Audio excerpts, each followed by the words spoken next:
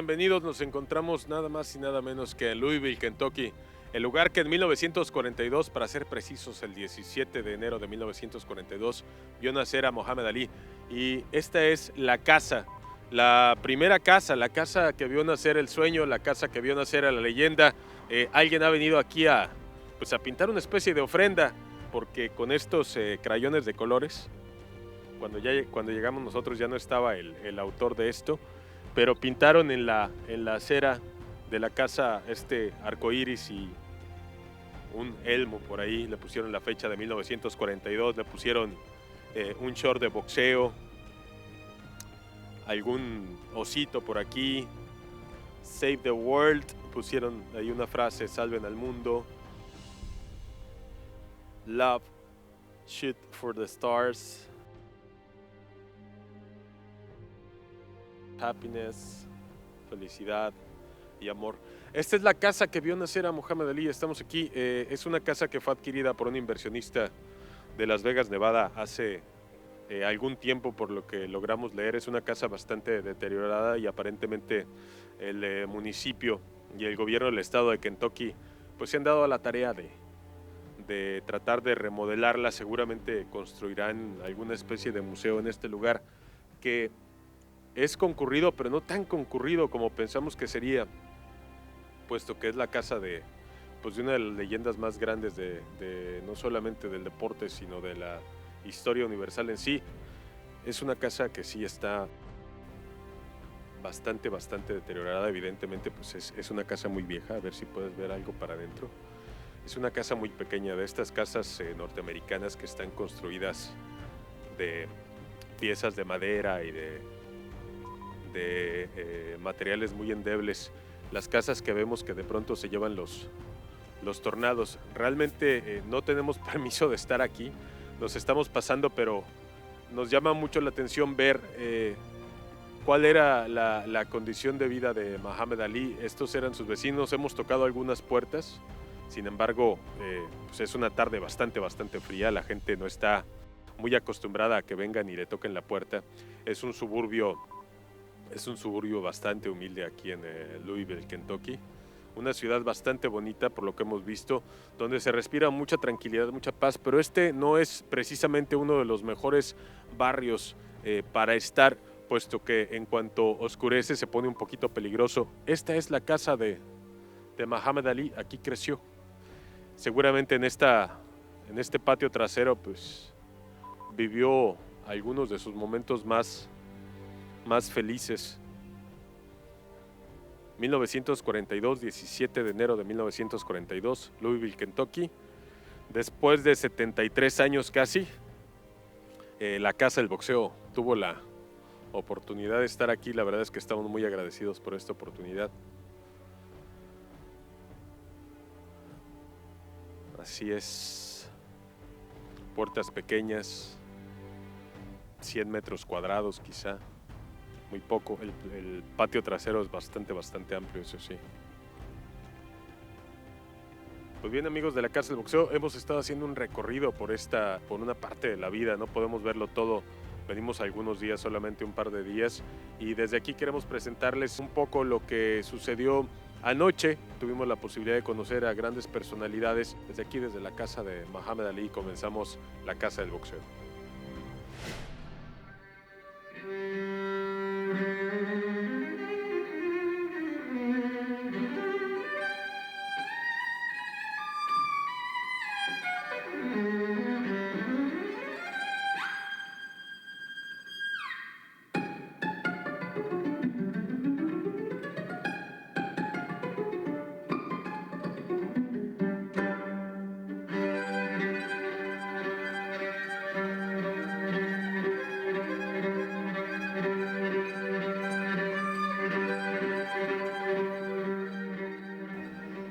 ¿Cómo inspira Mohamed Ali en la humanidad un sentimiento que usted ha logrado inspirar mucho en el mundo hispano?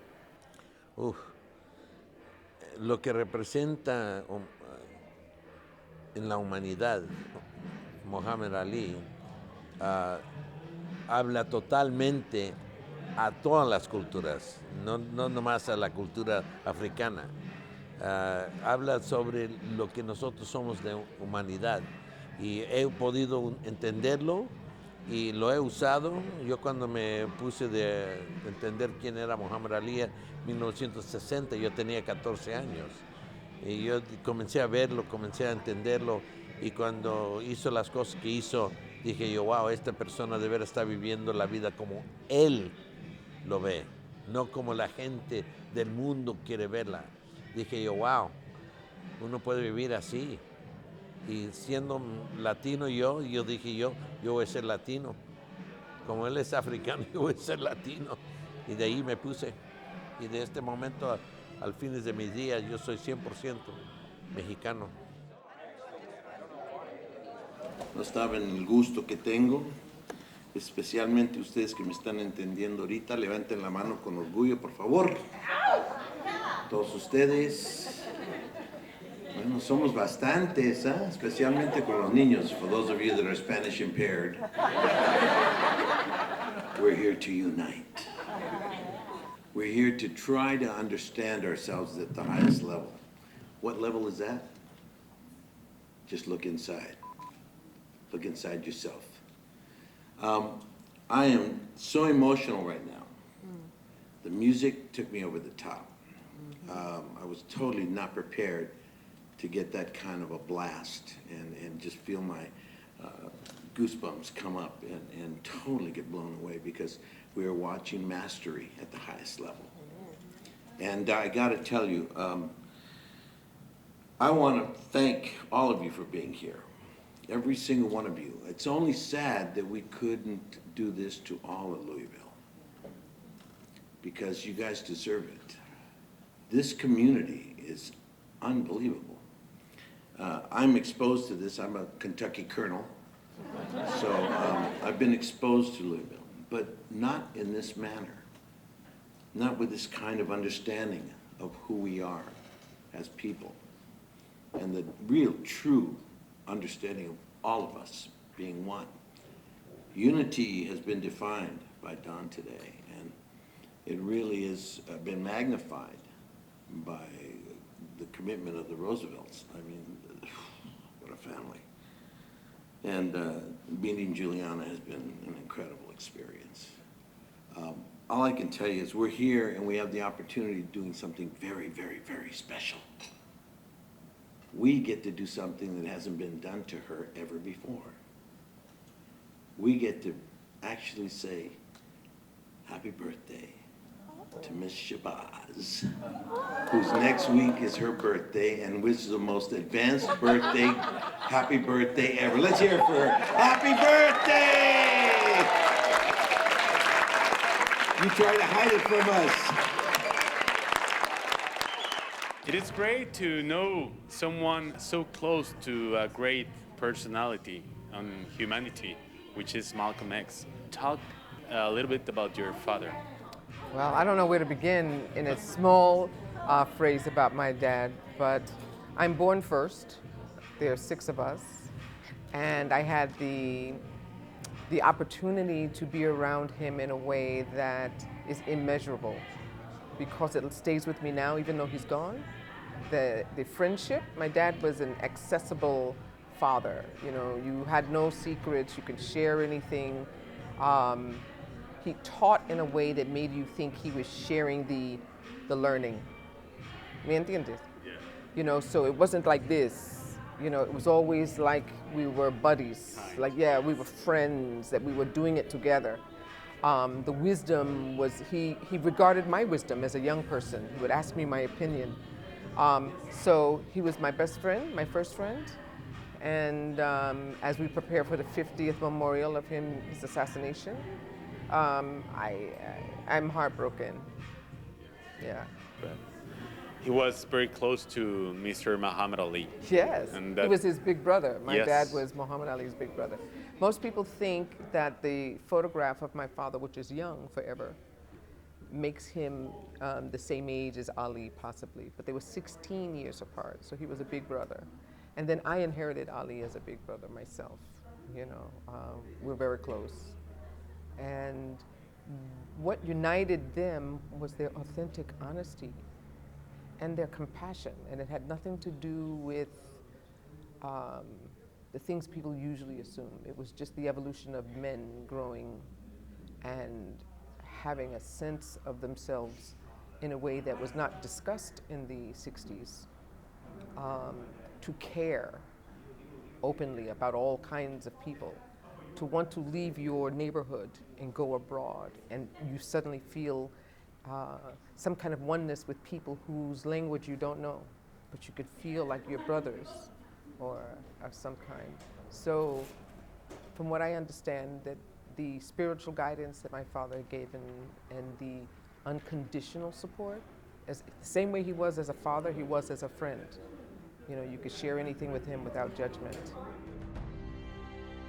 There's great interest in the fact that you have joined the Muslim religion. How long have you had this interest, Cassius? Oh, for the past 6 years, I would say, after hearing a lot of teachings on Negro history and who we were before we got here, and 1 and 1 makes 2. You feel your affiliation with the Muslim religion, being a follower of the Muslim religion, had something to do with your winning the championship? Well, I would say so. My religion is what the only thing that I can give me credit for pulling me through, because 99 out of 100 seemed to see no possibility of me winning. The newspaper reporters and everybody all over the world condemned me. They said it would be a mismatch, and couldn't nobody believe it. So my prayers to Allah and faith in my religion, living a clean, righteous life, I have to say that's what pulled me through. Malcolm X, I want to talk with you briefly about your affiliation with Cassius. How long have you known him? About 3 years. And have you been advising him as far as his religious affiliations are concerned? Well, no, I don't give advice to anyone. He's my brother and my friend. I express what I know and understand around him, but he has a mind of his own and understanding of his own. The event this evening, which was organized by my dear friend Ambassador Shabazz, was really called the International Ball. And the International Ball brings together people in recognizing our differences, celebrating our differences, and then realizing the power of our oneness. And this is a great place for making this event because it's the Ali Center. Yes, it is. Yes, the legacy of Eleanor Roosevelt in particular is the Universal Declaration of Human Rights.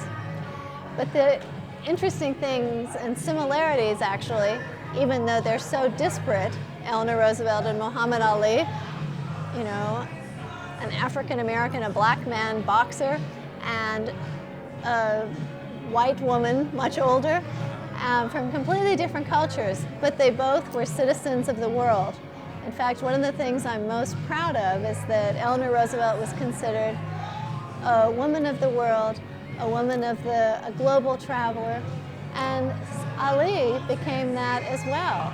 He went as a messenger of peace, and he also was involved in the United Nations. He was a representative around the world promoting peace.